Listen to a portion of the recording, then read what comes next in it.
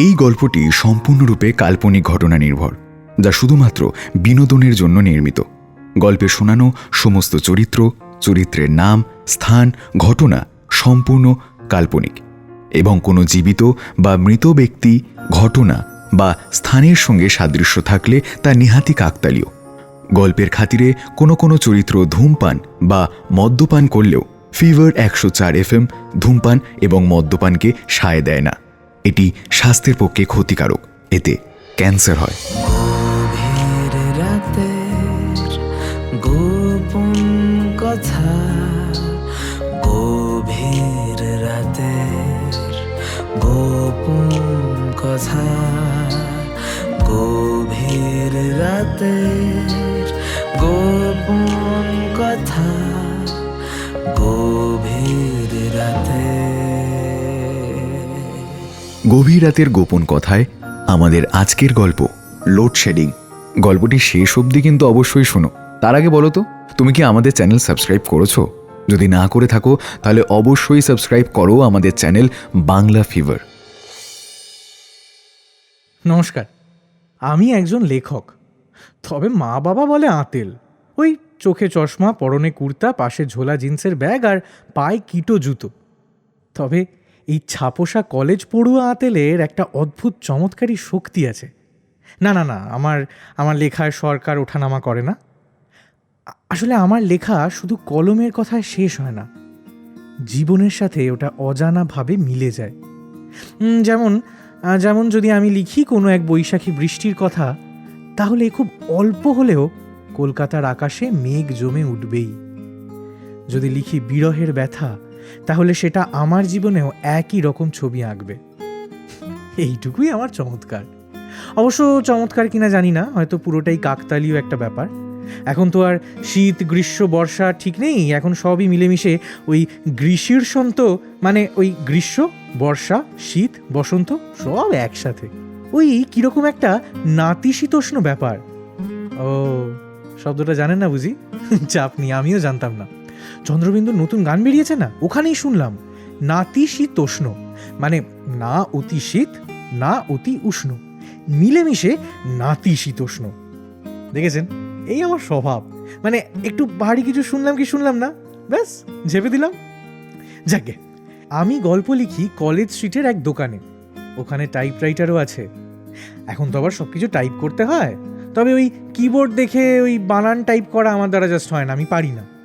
আমি type writing করি, দাদুর কাছে শেখা। আমার আরও খারাপ অভ্যেস আছে, এখনও সব গল্প ফাউন্টেন পেনেই লিখি, তারপর টাইপ করি। তাই ধর্মতলার পেন হসপিটালে আমার যাওয়া আসা লেগেই থাকে। এই নিয়ে টুকটাক অনেক ধরনের গল্পই আমি লিখি, ভৌতিক, মৌলিক, অলৌকিক, গোয়েন্দা। এগুলো আমার জীবনে টুকটাকভাবে মিলেও যায়। নয় আমি তেমন কোনো ঘটনার সম্মুখীন হই, আর না হলে স্বপ্ন। তবে হ্যাঁ, ওই ভৌতিক অলৌকিকগুলো স্বপ্নতেই থাকা ভালো। ওগুলো বাস্তবে ঘটতে শুরু করলে একটু আত্মারাম খাঁচাছাড়া হবে। হ্যাঁ, অবশ্য রহস্য রোমাঞ্চগুলো যদি সত্যি জীবনে হয় তবে কিন্তু মন্দ হয় না। কিন্তু এই রহস্য রোমাঞ্চ লিখতে লিখতে রোমাঞ্চর মঞ্চে কোনোদিনই রোম্যান্সটা আসেনি। তাই অনেক কষ্টে আজকে আমি লিখতে বসলাম আমার প্রথম প্রেম কাহিনী। কি শুনবেন তো? না, কি নাম দেব এখনো ভাবিনি, ওটা আপনিই দিন। শুনুন, সেদিন কলকাতায় বেশ কালো করে মেঘ করেছিল। তারই মধ্যে কলেজ স্ট্রিটের এক বইয়ের দোকানে ছিল আমাদের গল্পের ছাপোষা বাঙালি, নাম অমিয় রায়। সিনেমা দেখতে তার খুব ভালো লাগে। বইটই যে খুব একটা পড়তে ভালোবাসে তা নয়। মানে কি বলুন তো ব্যাপারটা, যে বই দিয়ে সে সিনেমা বানাতে পারবে না সেই বই সে পড়েই না। আর যে বই থেকে সিনেমা হয়েছে সে আগে বইটা পড়বে, দিয়ে নিজের মতো করে সিনেমাটা ভাববে। তারপর যদি তার কল্পনার সাথে সিনেমাটা কোনোভাবে মিলে যায় তবে সে নিজেকে বেশ গর্বিত মনে করে। তবে হ্যাঁ, কবিতার কিছু বই পড়ে, আর মাঝে মাঝে বাচ্চাদের মতো খানিক রঙিন বইগুলোর পাতা উল্টে পাল্টে দেখে।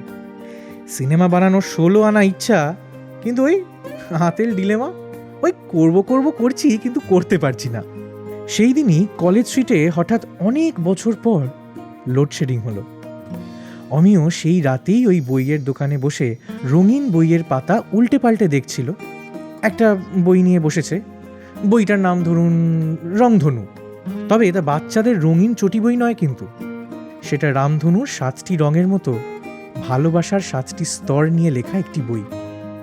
সে বইটা খুলেছে, অমনি ঝপ করে রংধনুর সব রং কেড়ে নিল এই মুখ দিয়ে কেড়ে নিল লোডশেডিং। এই বাবা, উফ, দুম করে লোডশেডিং হয়ে গেল। এই এলাকায় তো অনেকদিন লোডশেডিং হয় না। পুরো কলেজ স্ট্রিটটা অন্ধকার করে দিয়েছে। ধুর। আর এই অন্ধকারের মধ্যেই খুব সুন্দর গন্ধ ভেসে আসছিল কিছুক্ষণ ধরেই। না না, এই গন্ধটা ঠিক বইয়ের গন্ধ নয়, এটা খানিকটা বৃষ্টি ভেজা মাটির গন্ধ যেমন হয় তেমনটা। অমিয় হাত দিয়ে তার ফাউন্টেন পেনটা খুঁজতে লাগলো। না, কিছুতেই খুঁজে পেল না। গড়িয়ে পড়ে গেছে মনে হয়। এদিকে মোবাইলের চার্জ শেষ, তাই ফ্ল্যাশ লাইটটাও জ্বলছে না। পিছনেই ঠাকুরের জায়গা আছে, সেখানে দেশলাই থাকবেই। একটু হাতড়াতেই সে পেল দেশলাই, কিন্তু তাতে অনেক খুঁজে শুধু একটা দেশলাই কাঠি পাওয়া গেল। কি কিপটে রে বাবা। যাই হোক, আপাতত ওটা জ্বালিয়ে নিচে পেনটা খুঁজতে লাগলো অমিয়। পেল না।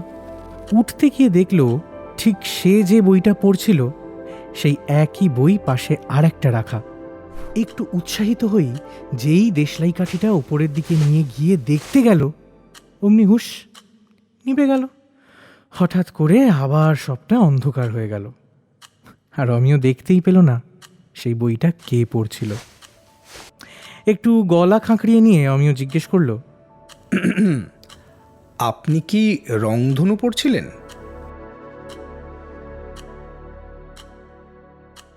একটা মিষ্টি মধুর কণ্ঠস্বর ভেসে এলো দমকা হাওয়ার মতো। চেষ্টা করছিলাম পড়ার, কিন্তু আলো কেড়ে নিল যে। আমি আমার পেনটা খুঁজছিলাম, কোথায় যে। এত অন্ধকার না, কোথাও মনে হয় গড়িয়ে চলে গেছে। ধুর। এই বলেই ওই অন্ধকারের মধ্যে টেবিলটা হাতড়াতে শুরু করলো অমিয়। অপরজনও একটু হাত দিয়ে খুঁজতে চেষ্টা করলো, আর তখনই ঘটল সেই ঘটনাটা। বলতে পারেন আমার গল্পের প্রথম প্লট পয়েন্ট। তার হাতটা আলতো করে বৃষ্টির প্রথম ফোঁটার মতো অমিয়র হাতে এসে ঠেকল। পেলেন না? না, এই অন্ধকারে কিচ্ছু দেখতে পাচ্ছি না। এই অন্ধকার তো সবারই, তাই না? ঠিক পেয়ে যাবেন। অন্ধকার শেষ হলে তো আলো আসবেই। কিন্তু আপনি কে? আমি অমিয় রায়, মাস কমিউনিকেশন নিয়ে পড়ছি যাদবপুর ইউনিভার্সিটি থেকে। এই 3rd ইয়ার চলছে। আপাতত মধ্যবিত্ত ট্র্যাপড, তবে ইচ্ছে আছে সিনেমা বানানোর। এনিওয়ে, আপনার পরিচয়? আমি মেঘবালিকা সেন, সাইকোলজি অনার্স 3rd ইয়ার, সেন্ট জেভিয়ার্স। অমিয় মানে আনন্দময়, তাই না? ইন্টারেস্টিং। এই নামটা হাজারখানেক থিয়েটারে তো শুনেছি। আপনি থিয়েটার দেখেন? আরে সাবাস, বইও পড়েন দেখছি, সাইকোলজি নিয়ে পড়ছেন, নিশ্চয়ই লেখালেখিও করেন। আপনাকে তো কাল্টিভেট করতে হচ্ছে মশাই। আর আপনার এই মেঘবালিকা নামটা কিন্তু খুব সুন্দর, বেশ একটা বাংলা কবিতা ব্যাপার আছে। মেঘবালিকা আমার শুধু নাম নয়, আমার ছোটবেলার একটা গল্পের স্মৃতি। আমি যেদিন জন্মেছিলাম না, সেদিন খুব বৃষ্টি হয়েছিল। তারপর থেকে প্রত্যেক জন্মদিনেই বৃষ্টি হয়, তাই বৃষ্টি থেকেই মেঘবালিকা নাম রেখেছে। আপনি থাকেন কোথায়? আমি এই নাগের বাজারে, তবে দিনের অর্ধেক সময় কলেজ স্ট্রিটে কেটে যায়। সত্যি বলতে যতটা সময় পাই না ততটা এখানেই কাটাই। College street? হ্যাঁ, কেন বলুন তো? আপনার কি কলেজ স্ট্রিট পছন্দ নয়? না, সেরকম কিছু নয়, খুব পছন্দ। আসলে কলেজ স্ট্রিটটা আমার ঠাম্মির কথা মনে করায়। ও, ঠাম্মি কি এখানেই থাকতেন?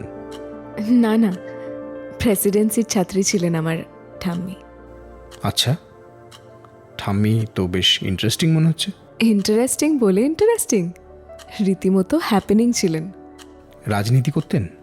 স্টিরিওটাইপ ঠুকে দিলেন তো। না না না না, আমি সেরমভাবে বলতে চাইনি। সিনেমা বানাবেন বলেছিলেন না? গল্প আছে, শুনবেন? সিনেমার গল্প? আরে পাস, তা এর থেকে ভালো জায়গার সময় কী বা হতে পারে? নিশ্চয়ই শুনবো। আমার ঠাম্মির নাম ছিল পদ্মাবতী। খুব শিক্ষিত ছিলেন, তবে সে রাজনীতিতে খুব একটা ইন্টারেস্টেড ছিলেন না।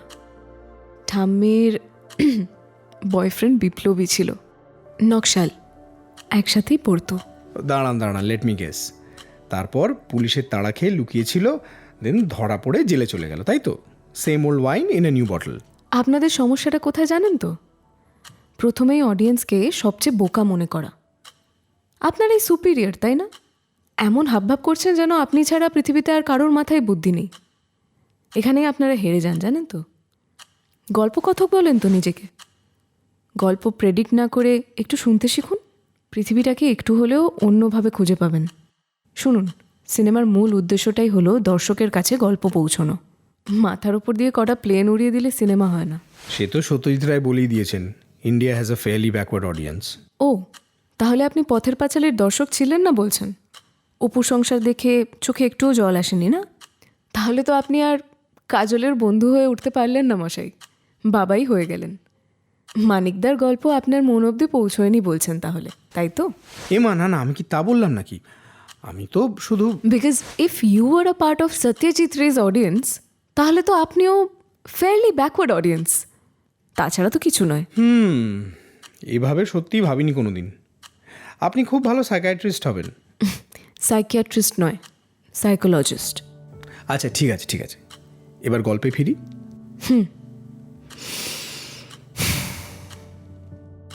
আমি তখন খুবই ছোট, ওই নার্সারিতে পড়ি।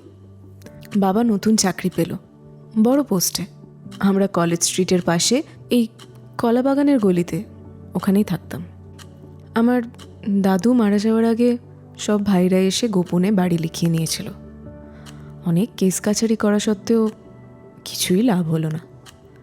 বাড়ি ছেড়ে একটা টালি ঘরে এসে ঠাঁই হলো। সেই দিনগুলো নাকি খুব কষ্টের ছিল, কিন্তু আমার সেরকম মনে নেই, কারণ আমার পুরো দিনটাই কাটতো ঠাম্মির কাছে গল্প শুনে। আমায় তেমন কেউ গল্প বলতো না, যা বলতো ওই দাদুই। আমার ছোট দাদু নাকি নকশাল করতো, জানেন? ওই আপনি হঠাৎ বললেন না, তাই মনে পড়লো। আচ্ছা তারপর? বাবা খুব কষ্ট করে একটা বেটার অফিসে চাকরি পেয়ে লেক টাউনের দিকে একটা ফ্ল্যাট দেখে, যেখান থেকে অফিসটা কাছে। যথারীতি আমাদের লেক টাউনে শিফট হতে হলো। কিন্তু ঠাম্মি তো কিছুতেই মানবে না, সে টালির ঘরেই থাকবে। অবশ্য এসবই মায়ের মুখে শোনা, আমার সেরকম মনে নেই। তো এখন ঠাকুমা কোথায় থাকেন? ঠাম্মি আর নেই। Oh, I am so sorry to hear that. না না, ইটস ওকে। আচ্ছা, এই ফ্ল্যাটে যাওয়ার ব্যাপারটা ঠাকুমা মেনে নিয়েছিলেন? না, ঠাম্মি ওই বাড়িতেই থেকে গেছিলেন। আমাদের চলে যেতে হয় ওই ফ্ল্যাটে। এর মাঝে না একটা খুব অদ্ভুত ব্যাপার আছে। যাই হোক, আমার স্কুল শুরু হলো, লাইফে বিজি হয়ে গেলাম। ঠাকুমার সাথেও সেরকম আর দেখা হতো না। ওই বিজয়ার সময় প্রণাম। ও, তাহলে অদ্ভুত ব্যাপারটা কোনটা? অদ্ভুত ব্যাপারটা হচ্ছে, আমার ঠাকুমা না কোনোদিনও নিজের বাড়ির দরজা বন্ধ করতো না। হ্যাঁ, সে কি? মানে পাড়ার লোকজনও অনেকবার বলেছেন।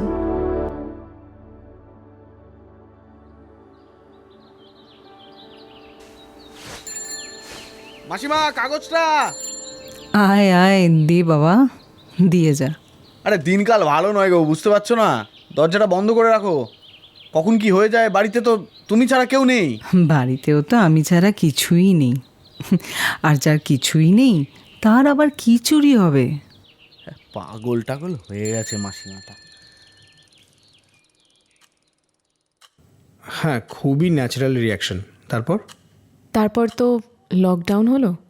খাবারটা সে নিজেই বানাতো, শুধু মাসে মাসে একটু বাজার পাঠাতে হতো অনলাইনে। আন্ডারস্ট্যান্ডেবল। দেন? তো একদিন হঠাৎ পাড়ায় চুরি চামারি হলো।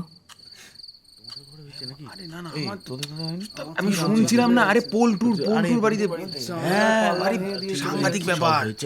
চল একবার দেখে আসবি ওই বুড়ির বাড়ি। হ্যাঁ আমিও ভাবছিলাম বুড়ির বাড়িতে একবার হোক। মাসিমা, ও মাসিমা, মাসিমা, মাসিমা, এ পাড়ায় কাল রাতে চুরি হয়েছে, আপনি ঠিক আছেন? ঠিক আছেন? এ কি তোমরা সবাই?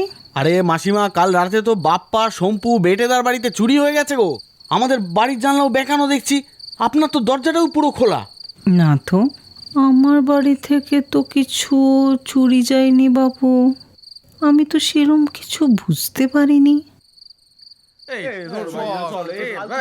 চা খেতে খেতে চলে এলাম আমি, সকালে চা খাচ্ছিলাম, তোরাও এরকম ফালতু কাজে ডাকিস তোরা। সত্যি তাহলে কিছু ছিল না? সাসপেন্সটা। মনে আছে আমফান ঝড়ের কথা? আমরা তো তখন ফ্ল্যাটে, রাতের সময় প্রচণ্ড ঝড় উঠেছিল, সাথে বজ্রপাত। পরের দিন ছুটতে ছুটতে আমরা পৌঁছেছি। পুরো কলেজ স্ট্রিট জলে ভাসছিল, চারিদিকে টিনের চাল, প্লাস্টিকের থলি, রেলিং, মাস্ক, কি না ভাসছে। অ্যাম্বুলেন্সের আওয়াজ, কান্নাকাটি, ভেঙে পড়া কত বাড়ি। আর এই সবের মধ্যে ঠাম্মির মৃতদেহ বার করা হচ্ছে। জীবনে প্রথমবার এমন মর্মান্তিক কোনো জিনিস নিজের চোখে দেখেছিলাম। আমি তখন ঠিক কিভাবে রিয়্যাক্ট করব বুঝতে পারছিলাম না। শুধু কোমর অবধি জলে আমি দাঁড়িয়ে দাঁড়িয়ে শেষবারের মতো ঠাম্মিকে দেখছিলাম। It's okay. সেদিন আমার জন্মদিন ছিল জানেন। সেদিনও খুব বৃষ্টি পড়েছিল।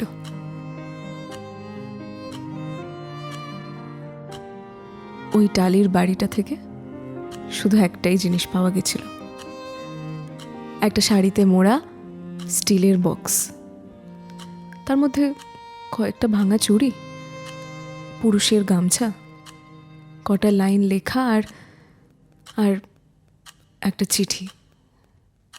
চিঠিটা ঠাম্মির সে বিপ্লবীর ছিল। তাতে লেখা ছিল, আমি আসবো আবার, হয়তো একটু দেরি হবে, হয়তো হাতের মতো। মুখের ওপরও নানান রেখার কাটাকুটি খেলা চলবে তখন, কিন্তু আমি আবার ফিরে আসব। আমি ফিরে আসবো তোমার পাড়ায়। যদি আসতে দেরি হয়, আমার জন্য দরজাটা একটু খোলা রেখো, যাতে রাত হলেও আমি ঢুকতে পারি।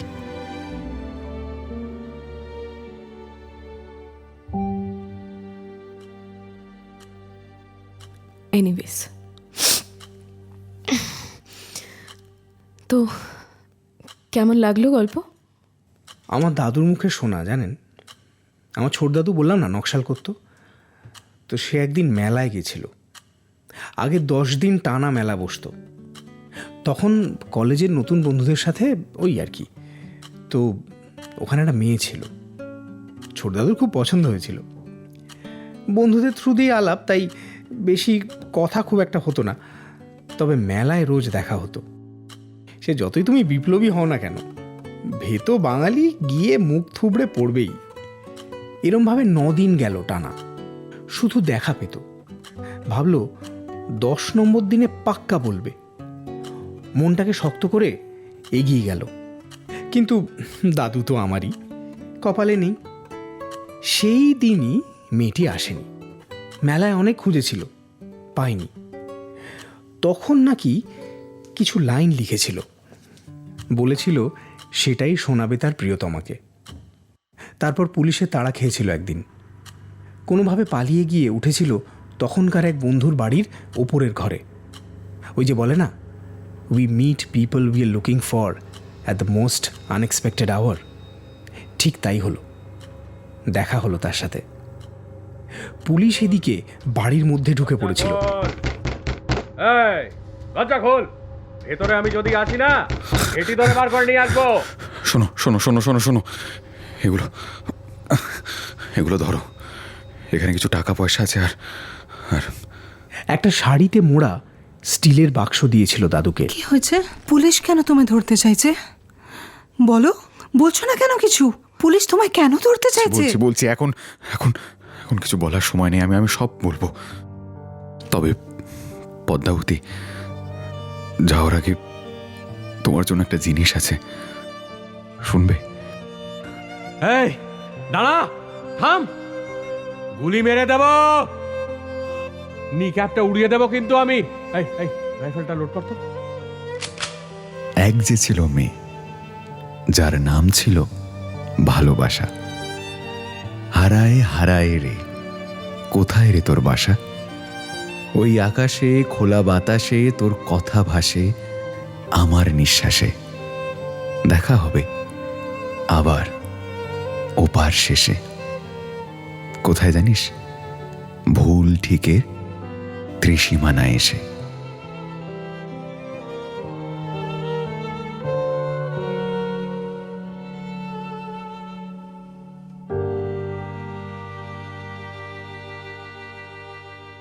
এই লাইনগুলো তো। আমার দাদুর কাছে এই কটা লাইন লেখা ছিল। আর সেই মেয়েটার আসল নাম কি ছিল? পদ্মাবতী।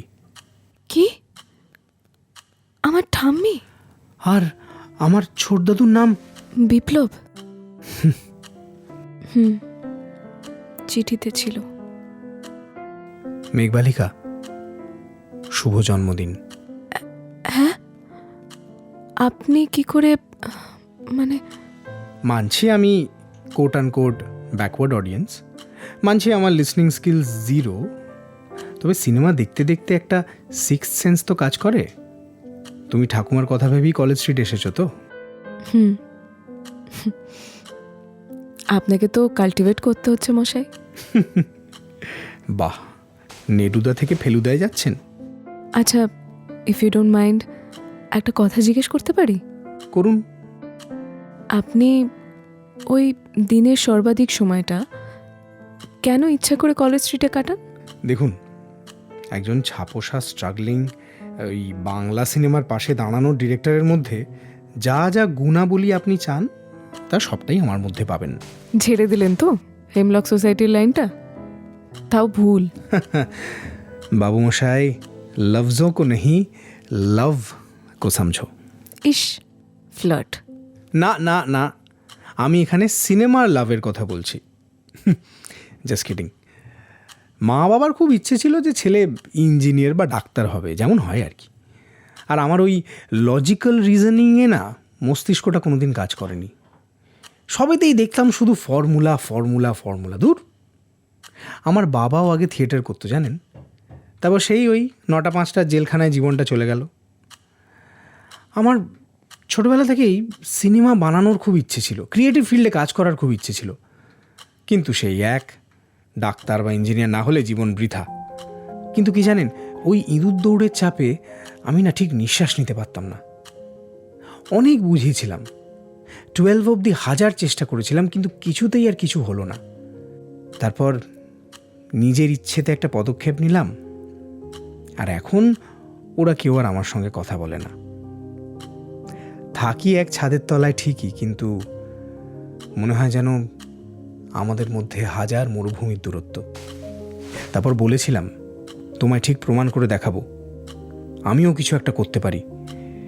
কিন্তু আমার ওই একটা জিনিস খুব খারাপ, যা বাংলায় লিখলে ক প্রথমে আসে আর ইংরেজিতে লিখলে লাস্টে। বাবা, সেটা আবার কি? ইংরেজিতে তো ক আসে না। হ্যাঁ, ক থাকে না বটে, তবে কে তো থাকে। ভাবো ভাবো, ভাবা প্র্যাকটিস করো। আপনিই বলুন না হয়। আরে কপাল, ইংরেজিতে লাক, ওটা আমার একদম বাজে, বুঝলেন? তাই শত চেষ্টার পরেও সেই প্রথম সিঁড়িতেই পড়ে আছি। সাফল্য সাফ হয়ে যাচ্ছে আস্তে আস্তে। কথা বললে সব ঠিক হয়ে যায়, বুঝলেন? হাওয়ার ছলে বলছি না, হিউম্যান সাইকোলজি। একবার মন খুলে কথা বলে দেখবেন, বাবাকে একবার জিজ্ঞেস করে দেখবেন কেমন আছো, বুঝবেন আপনাদের পথ চলাটা এক, শুধু মরুভূমিটাই আলাদা। ঝপ করে আলো পাখা জ্বলে উঠল। চোখে আলোর রশ্মি পৌঁছতে না পৌঁছতেই আবার ব্যস্ততার আওয়াজ কানে আসছে। কিছুক্ষণের জন্য যেন থেমে গেছিল ব্যস্ততায় মাখা জীবনটা। এই অন্ধকারের মধ্যে দুদণ্ড শান্তি এনেছিল বনলতা সেনের মতো। এই নিন আপনার পেন। বলেছিলাম না, অন্ধকার সবারই, শুধু আলোকিত হওয়ার অপেক্ষা। সামনাসামনি কথা না বলতে পারলে চিঠি লিখবেন, কিন্তু নিজের মনের কথাগুলো জানাবেন বাবাকে। নিন ধরুন, এই পেনটাই তো? ইয়েস, ধন্যবাদ। এই প্রথম দেখল সে তাকে। কালো মেঘের মতো গভীর চোখ, উথাল পাথাল মহাসাগরের ঢেউ বইছে তার চুল দিয়ে। স্বর্গলোক ও পাতাল লোকের মাঝে এই অপরূপ পৃথিবীর মতো তার ভুরুর মাঝের কালো ওই টিপটা। মোহনার মতো অন্তহীন সেই রেখা টেনে গেছে তার ঠোঁটের দুধারে। সত্যিই যেন মেঘবালিকা। তার দৃষ্টি যে কোনো বৃষ্টির মতো নয়। সেই বৃষ্টি কঠোর কঠিন ব্যস্ততায় মাখা শহরের রুক্ষ রোদের তপ্ত ধরণীর ওপর পড়া গোধূলি বিকেলের প্রথম বৃষ্টির ফোঁটা। সে হলো সেই জলের স্পর্শ যা একটা শুকিয়ে যাওয়া পাতাকে আবার নতুন করে প্রাণ দেয়, নতুন করে বাঁচতে শেখায়। ধরণী ধুলি উবে গিয়ে সুন্দর মলিন ঠান্ডা এক ঝোড়ো বৃষ্টির হাওয়া। ঠিক হাওয়ার মতনই আবার আসিব ফিরে ধানসিঁড়িটির তীরে, এই বলেই ঘুরে অমিয়তাকে ডাক। এ কি লোডশেডিং? গত কয়েকদিন তো লোডশেডিং হয়নি এই এলাকায়।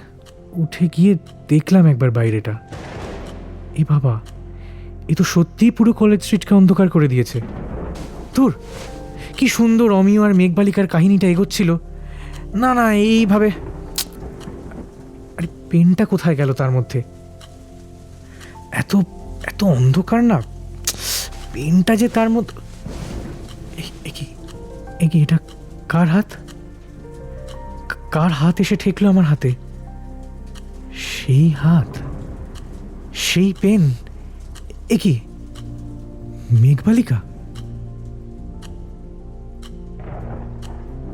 এই অন্ধকার তো সবারই, তাই না? ঠিক পেয়ে যাবেন। অন্ধকার শেষ হলে তো আলো আসবেই। কিন্তু আপনি কে? পাশ থেকে একটা মিষ্টি মধুর কণ্ঠস্বর দমকা হাওয়ার মতো ভেসে এলো। বাইরে মেঘ করেছে মনে হয়, বৃষ্টি আসতে চলেছে। আমি মৃদু কাঁপা কাঁপা গলায় জিজ্ঞেস করলাম, আপনার আপনার নাম মেঘবালিকা? না তো, তবে আপনি কাছাকাছি গেছেন। আমার নাম মেঘানী, মেঘানী সাহা। আমার নামটা না শুধু নাম নয়, আমার ছোটবেলার একটা স্মৃতি। আমি যেদিন জন্মেছিলাম সেদিন বৃষ্টি হয়েছিল। তারপর থেকে প্রত্যেক জন্মদিনেই বৃষ্টি হয়।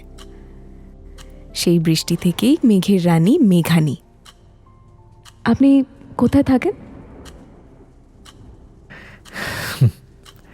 সেদিন কলকাতায় বেশ কালো করে মেঘ করেছিল।